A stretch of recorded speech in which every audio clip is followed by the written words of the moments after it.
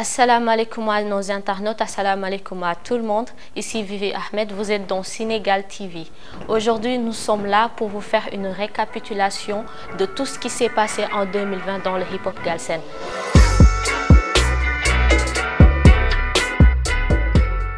Malgré le Covid, 2020, les artistes rappeurs ont été très productifs. Et ce ne sont pas que eux. Même les beatmakers l'ont été. Nous allons en parler des projets, des clashs. Les hip hop galsen, mënuñu indi lépp, mais dinañ jël les événements les plus marquants dal di leen koy proposer. Pour un premier temps, nous allons parler de Akbess. Pourquoi lui? Pourquoi me commencer ci mom? Parce que Akbess cette année, il nous a beaucoup surpris, d'où découverte, hein, parce que c'est quelqu'un qu'on a connu dans le passé. Étant plus jeune, il nous a sorti des choses. Mais 2020, il est venu. Sa sortie de prison, les gens s'attendaient à ce que mu def un peu de recul, mais il est venu avec des projets. Parce qu'il a fait des sorties médiatiques, di wax ay affaires, di communiquer. C'est quelqu'un qui a un peu, il est arrogant, mais il est un peu direct. Il est beaucoup trop direct même.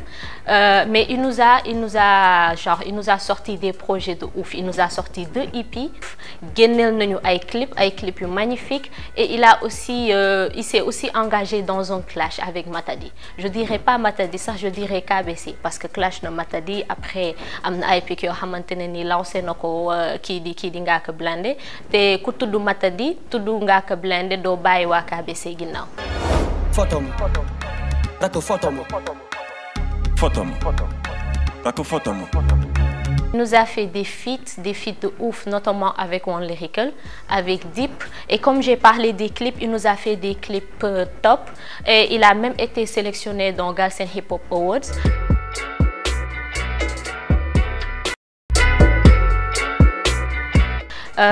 Après, nous avons le Purpose. Purpose, un artiste à ne plus présenter. Il a doublement été meilleur lyriciste, comme cette année, Galsen Hip Hop Awards. Il nous a sorti 2 albums en quelques mois. En espace de quelques mois, Purpose nous a proposé 2 albums, dont Ninki Nanka et Bust Bu Best. Et nous avons vu que Rennes a un concert, mais nous avons quand même une tournée médiatique. Peut-être qu'il y a une surprise dans des clips ou quelque chose comme ça. Nous allons passer sur H2 Best.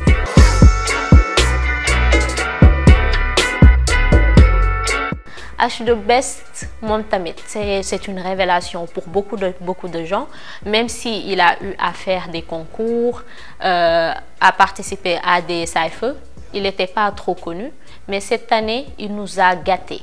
Daw gennel nañu fi ben album Million Flow, ren mu gennel ñu Million Flow de luxe. Yam aussi confinement bi il nous a vraiment gâté avec des sons de ouf, ay featuring yu amul fenn, mu tuddé won ko 40 session. Gennel nañu ay clips aussi, il nous a sorti beaucoup de clips. Million Flow. Il a fait des feats, et comme ni mako waxé ren daf ñu génné lat Million Flow de luxe, album bo xamantene ni lépp ay featuring la, ay featuring yu amul fenn avec des ténors. Té bo ci déglu rek japp né bobu mo dak. Il a même remporté 3 prix au Galsen Hip Hop Awards, meilleur artiste de l'année, meilleur EP et révélation de l'année. Il a aussi remporté un prix ci ben concours bu Rap 221 organisé won, ben site de la place 100% hip hop organisé won ben concours tuddé won ko Men of the Year. Ñu sélectionné won ay artistes dont Deep, Nit Doff, Akbess, etc. Mais H2 Best moom moo daal di jël moom moo daal di gagné boobu concours. Mu organiser aussi une soirée 100% live band fene ci hôtel Onomo, soirée voilà magnifique, c'était vraiment magnifique. Il y avait des artistes, amna artistes yo xamantene sax ils étaient sur place mais jotuñu yek, dañu ñëwon juste pour accompagner sen rak.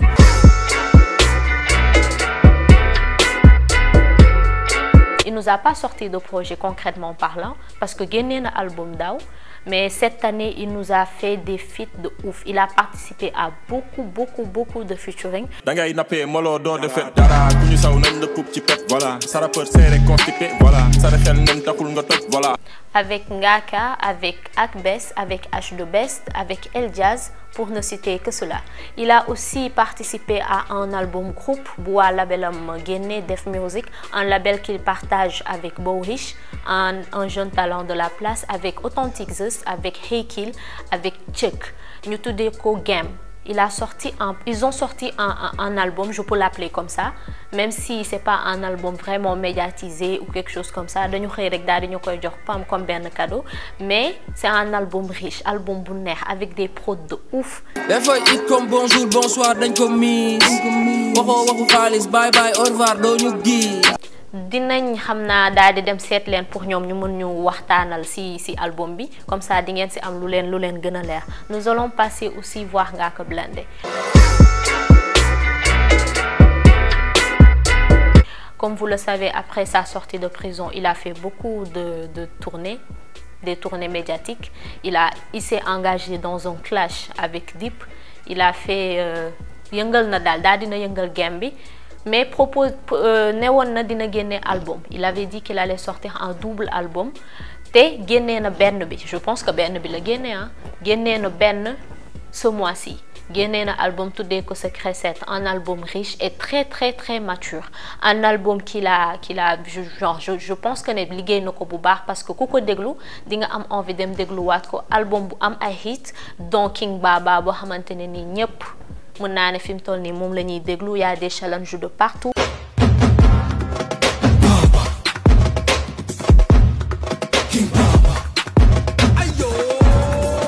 Il nous a sorti des clips aussi très magnifiques. Je sais que tu as l'idée d'avoir un bon mec de qualité, un mec posé. Et il a participé à des concerts à l'extérieur du pays, dont Guinée et Cameroun. Dizzy Ha. Nous parlerons de Dizzy Ha.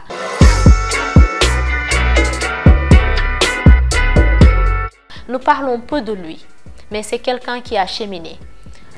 Il persévère parce que dafa nekk koo xam ne ni yàgg na ci game bi yàggu fi, mais boobu ba tey il garde le cap. Il nous a sorti un projet lui aussi dénommé Outiko. D'ailleurs dañ ko sélectionné woon ci Galsen Hip Hop Awards yi meilleur mixtape moom moo ko jël cette année. Il nous a sorti Outiko. Il nous a fait un couplet de l'année.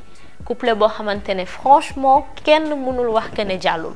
Couplet bu doy waar sax moom on parle pas trop de lui, mais c'est un artiste boo xamante ne aussi war nañ ko bàyyi xel.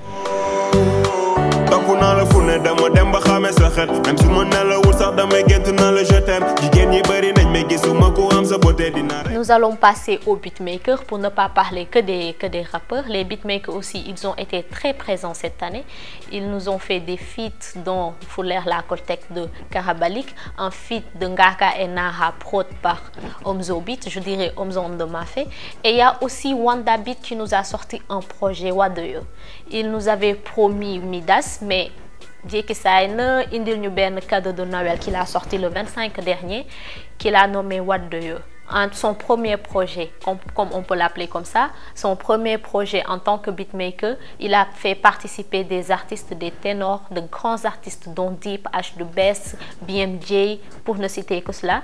Un projet à aller acheter et à écouter. Projet bu neex a neex a neex la.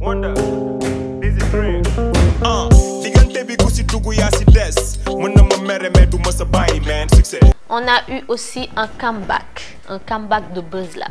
Je peux pas appeler ça comeback parce que ñoom defal nañu bu sew daal di delluwaat ci seen ay coin. Ils ont sorti un album dénommé For The Buzz.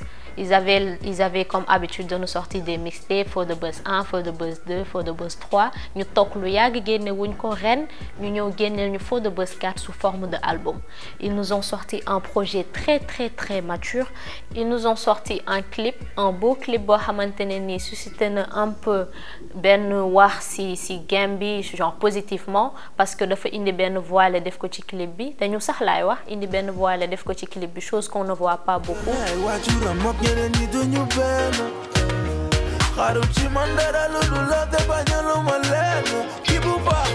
Et même s'ils n'ont pas trop communiqué, ils n'ont pas fait de tournée médiatique autour du projet, ils ont quand même grimpé.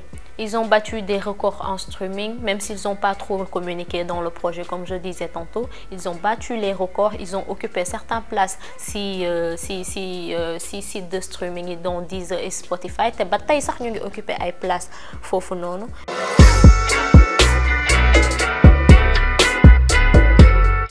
Et nous allons passer sur Samba.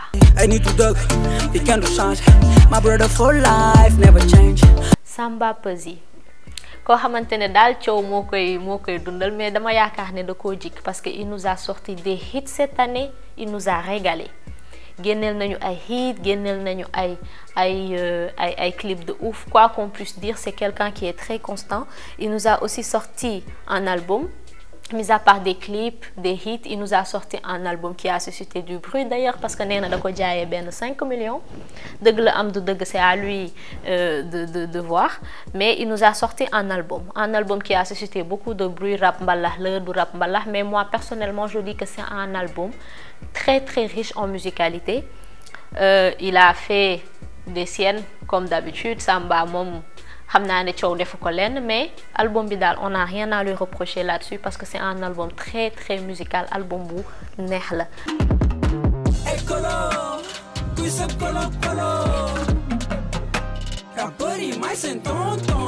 D'ici là, restez connectés sur Sénégal TV. Nous allons revenir avec une émission dénommée The Movement. Émission boo xamante ne nii dinañ seeti képp koo xamante ne moo ngi yëngu ci musique urbaine. Comme je vous ai dit, restez connectés et allez vous abonner. Sénégal.